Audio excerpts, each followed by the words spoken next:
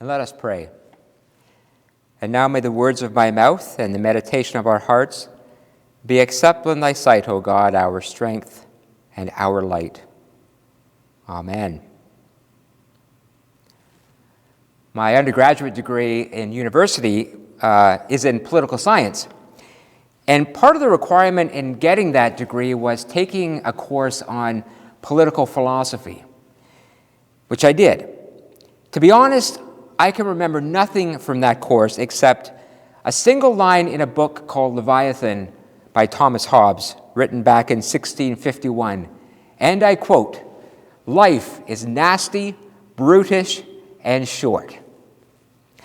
I'm not sure why that line stood out for me and stayed with me, probably because I was at that time 19 years old, living on my own, living what I realize now was a very privileged life. And as a result, Thomas Hobbes seemed like a great big downer. I was brimming with optimism, enjoying life, and looking down a long road ahead of opportunity. Nasty, brutish, and short? I didn't think so. Life at that time was fun and exciting and expansive. I've since discovered that those words are words that you have to have been around a few decades to fully understand. You have to have time to let life throw you a few punches. And although I still don't see life as nasty and brutish, at least not my life, as I get deeper into my 50s, I am starting to understand the short part. Thomas Hobbes was, of course, in his harsh and direct way, pointing out a reality that most, if not all of us, can agree with. That life can be tough. It is by no means all rainbows and butterflies. It has its rough edges. It can test us, upset us, bully us, and make us feel some days like we just should stay in bed. The poet Henry Wadsworth Longfellow captured it so well in one of my favorite poems called The Rainy Day. The day is cold and dark and dreary. It rains and the wind is never weary. The vine still clings to the moldering wall, and at every gust the dead leaves fall, and the day is dark and dreary. My life is cold and dark and dreary.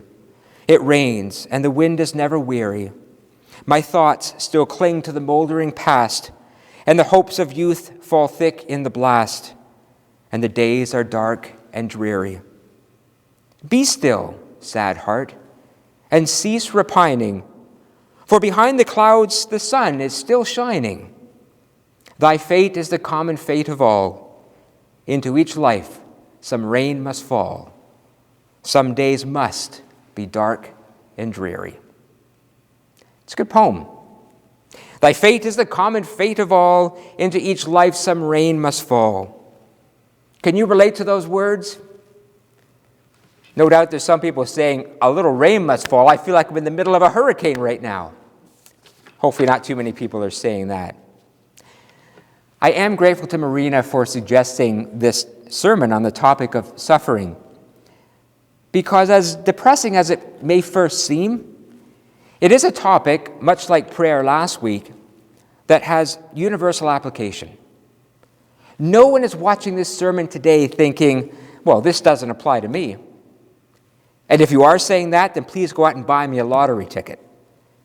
We understand this topic. We all have experience with this topic. Especially over the last year, we've all had experience of this topic. Just as 100% of us have prayed at some time, 100% of us have suffered at some time. That doesn't mean we've all suffered equally or all have suffered the same kind of things, but we've all known what it's like to have rain fall in our lives. And just like we've all asked this question of prayer, does it work? We've all asked this question of suffering. Why me? Or some form of that question. Why does this happen? Why do I have to go through this? Why does my friend have to go through this? Why does it seem like everything goes wrong for me when my brother or my sister seems to live a charmed life? We have all, on a dark night of the soul, asked ourselves that question. Why me? So this topic is for everyone, to some degree or another. And the other thing that a message on suffering has in common with a message on prayer is that they are both challenging topics that we may all think about very differently. And thus, like prayer, the topic of suffering can be controversial. What I think about suffering may not be what you think about suffering. So like I said last week, and I'll say it again this week, these are my thoughts. You don't have to agree with me. Chances are you've already come to your own conclusion as to why there is suffering in the world or why there's suffering in your life. You found an answer that settled well with you. I'm not here to pull the rug out from under you, but rather to share what may or may not be just another way of looking at it, that I hope will at least get you to think. Let me also begin by saying this. I'm very aware that I have suffered very little in life. I've had hard times, no question about that. I've had why me moments, and life has done its best at times to kick me around a little. But I'm also acutely aware that I've not known the suffering that must accompany the loss of a partner, or the decline of health, or being in chronic pain. I've never been unemployed, or known the huge burden of financial hardship. And I can well understand that what shapes our views of suffering comes from our own experiences of it. I'm not going to pretend that I've known a burden that some watching here have had to bear. That being said, as a minister, I have journeyed with dozens of people over the years through their times of struggle. Much of my experience is secondhand, but those experiences have left a mark on me. They have humbled me, and they have taught me. They've made me think and rethink what the nature of suffering could be all about. So it is from these experiences, more than my own, that's shaped what I'm going to be speaking about today. So please keep all of that in mind as you listen today. And I really appreciated people's feedback last week after the sermon on prayer, and I would appreciate it this week. Let me know what you think of what I say. If you like it, I'd love to know. If you think I don't know what I'm talking about, I'd like to know that too. I'd like to hear your ideas on this topic. So here we go. Let's ease in with a joke. A politician dies and goes to heaven, and he's met by St. Peter. St. Peter says, I see you spent your life as a politician. Well, we have a rule before you can get into heaven.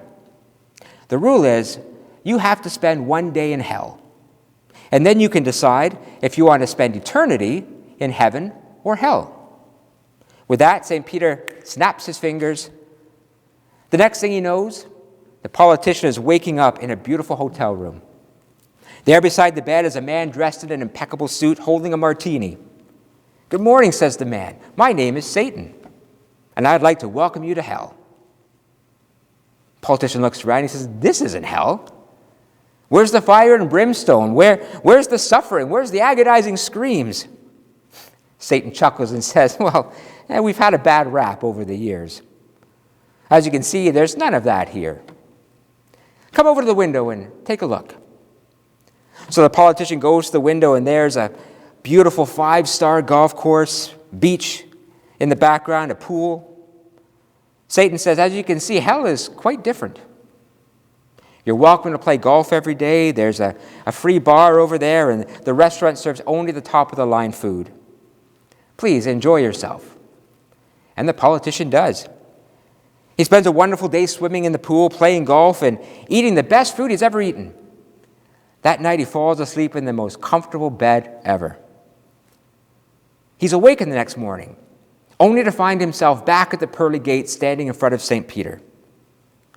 Okay, said St. Peter, you've now spent a day in hell. You get to choose. You can return to hell, or you can spend eternity in heaven where there are harps and angels and clouds. Well, to be honest, says the politician, hell seems a lot better than that. I think I'll choose to spend eternity in hell. Done, says St. Peter. And he snaps his fingers. The next thing he knows, the politician is back in hell, but this time the air smells like ammonia. There is fire everywhere. And in the background, he hears horrible screaming. Standing beside him again is Satan, The suit and the martini is gone, replaced with a long pitchfork. Politician says, "What's going on? This is not like what I experienced yesterday. What's the difference?" Satan said, "Well, yesterday we were just campaigning, but today you have voted." I would say, as my jokes go, that's actually a pretty good one. Hopefully that's not the only thing that you remember about the message today. So let's talk about the topic. I believe that before I really can talk about suffering in a constructive way, I need to get something right off the table to begin with. I do not, have not, and will not ascribe suffering to the will of God. Meaning, I struggle with the idea that God gives us suffering in a positive or a negative way. I do not believe that God allows suffering to teach us a positive lesson in life, as in God gave us COVID to teach us to be grateful about life. Or that God allows us to suffer as some kind of meted out punishment, as in God brought me this health crisis because I didn't live a very good or moral life. Now, let me be clear. That's not to say that suffering can't teach us a positive lesson. It can. As in, I learned from COVID that I need to cherish the life that I have. It's also not to say that suffering can't be a consequence in life. As in, I have this health crisis because of poor choices I made in taking care of myself when I was younger.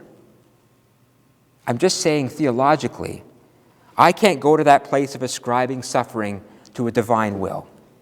And I say that because I know a lot of Christians can and do go there. And that's not to say that I'm right and they're wrong. But if I have to conclude that God is the author of human suffering, then I have to go places that I just can't go. Our community was heartbroken a few days ago with the news of a young boy losing his life while out walking a dog.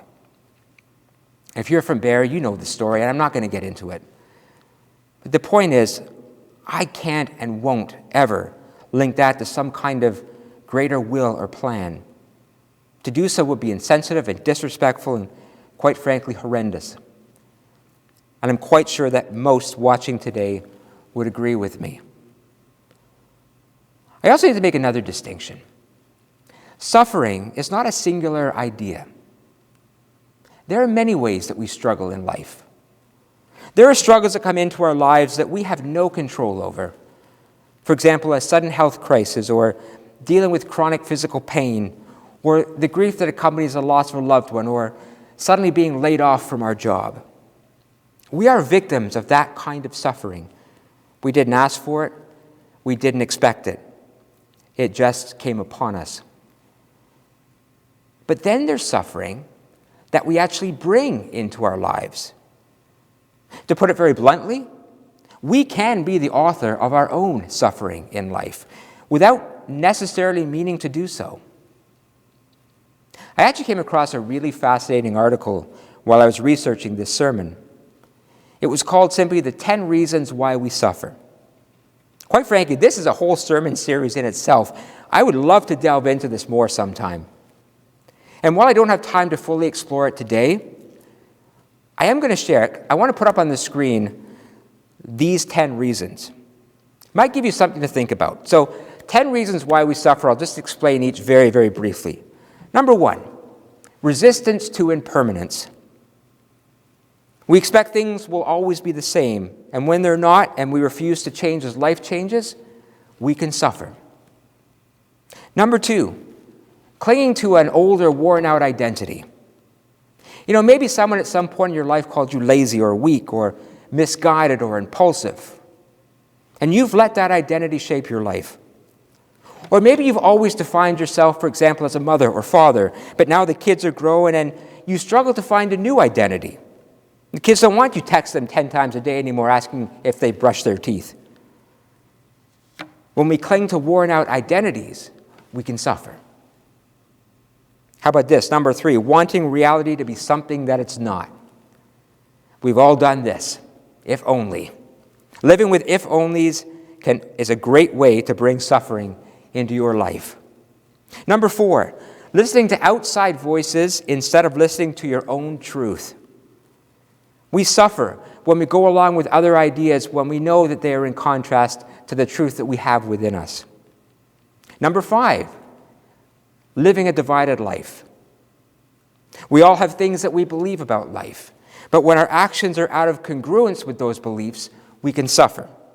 For example, you might say that your priority in life is spending time with your family, but in reality, you invest little in the people you love.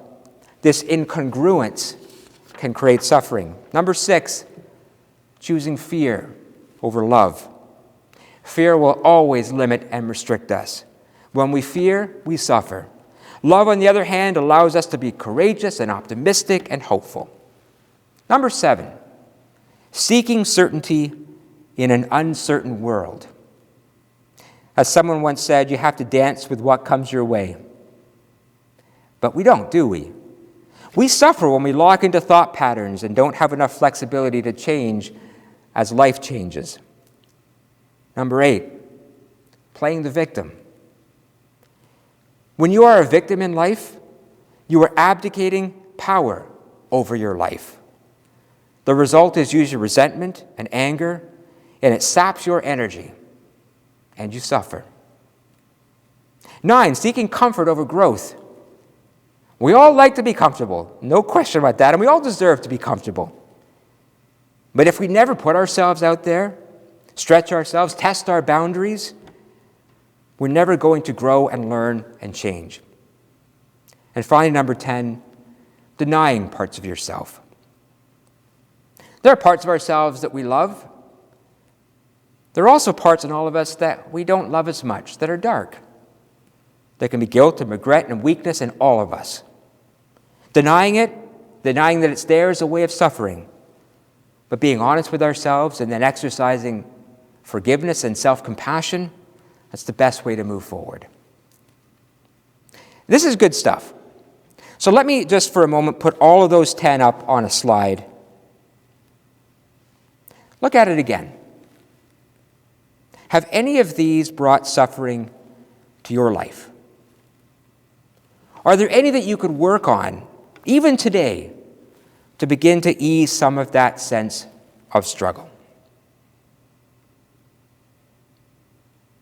Okay, so where are we so far? I've spoken about suffering not being the will of God. I've spoken about the suffering we bring to ourselves versus suffering that we cannot control. So let's get to the heart of the point that I want to make today. And that is simply dealing with suffering or dealing with hard times. How do we as a people of faith deal with the issues of human suffering without simply defaulting to an easy answer or throwing our hands up in despair? Well, I want to put another quote up on the screen. I want you to really think about this quote. It's a quote by Carl Jung. He once wrote this: "Wholeness for humans depends on our ability to own our own shadow." What does that mean to you? I think that can mean many different things, but in the context of what we're talking about today, I'll tell you what it means to me. It means that before we can heal from suffering or make sense of suffering or even find some kind of value or meaning in suffering, we have to fully and completely accept it as part of life. We have to own it. It is not something that happens to us because we are bad people. It's not something that happens because we need to be taught a lesson. It's something that happens because we are human beings living in a world that can be as random as it is right, as cruel as it is kind, as punishing as it can be productive, as wicked as it can be wonderful. My point is, we can search and search for a reason why there is suffering. And quite frankly, we are going to come up empty-handed every time. The truth is, it may not be fair. It may not be just. It is a part of the human experience, the human journey. It's only when we fully accept it as such, incorporate it into the fullness of our humanity, that we can begin to switch our energy, or using our energy, from trying to find a reason to using our energy to try to find a response. Trying to find a reason for suffering, if I can use this illustration, is kind of like getting stuck on a patch of ice in your car. You can stay on that ice and spin your tires and use up your energy and your gas in the process, but in the end, you're not going to move forward. You're not going to get anywhere. My point is this: suffering is a part of being human. And we have to accept and own that. Wholeness comes when we can own our own shadow. And when we can, when we are fully prepared to own the hard edges of our lives, that's when we can make a shift in life. We can stop focusing on the question, why me? And we can shift to what I believe is a much more productive question. What now? Many years ago, there was a man who lived through the following trials of life. In his 60 or so years of life, this is what he had to endure.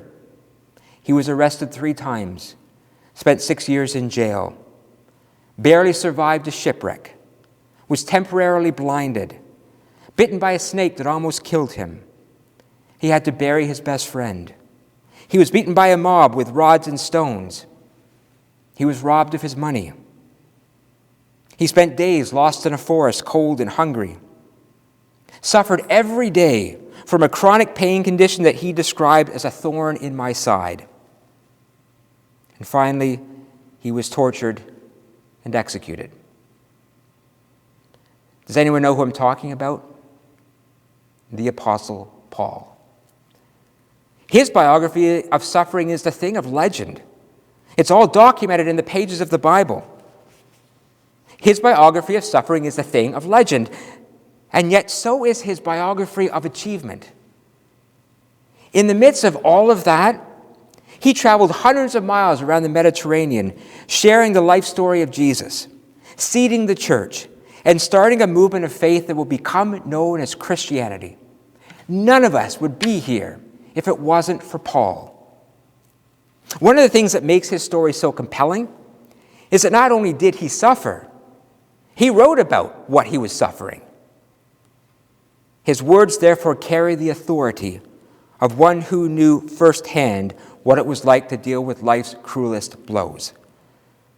I shared those words at the beginning of the sermon, but let me just repeat some of them. Romans 5, we bear our suffering, knowing that suffering produces endurance, endurance produces character, character produces hope, and hope does not disappoint. 2 Corinthians, we are perplexed but not in despair, persecuted but not forsaken, struck down but not destroyed. And he said this in Timothy, I have fought the good fight, finished the race, and kept my faith. Here's the point that I want to make about Paul. I don't want to glorify his suffering or make the point that he had to suffer to achieve what he did, but simply to point out that Paul refused to let himself be absorbed by his trials or his suffering. As he said, I was struck down, but not destroyed. Instead, he saw them as a means by which he was determined to deepen his resolve and faith and resilience. He used his challenges to hone his values, to sharpen his courage, and to deepen his will. Or simply put, he shifted the question from why me to what now? That doesn't mean that he didn't have times when he wondered why he was going through such a hard time, particularly in the pursuit of such a good and honest goal. As it said in that passage, he even asked God 3 times why he had this thorn in his side. But he sure as heck was not going to let those trials keep him from doing what he needed to do. He didn't want his suffering. He didn't ask for his suffering. He didn't deserve his suffering. But he chose to draw from them something positive that could move him forward and deepen his faith, like a magnet sweeping over sand, picking up shards of gold. Or as Carl Jung said, he chose to own his own shadow. And in his story, there is great inspiration. Friends, we are in the midst of a time of suffering right now. We truly are. There is so much uncertainty, worry, loneliness, despair, anxiety, weariness, and just downright fed-upness. And I'm quite certain that a small business owner that had to close, or someone who's unemployed, or someone who's feeling so lonely and detached right now does not want to hear a preacher say, well, suffering produces character. Because I'm sure that almost anyone would happily trade in a character-building exercise for a paycheck, an open for business sign, or a warm hug from a family member. I understand all this.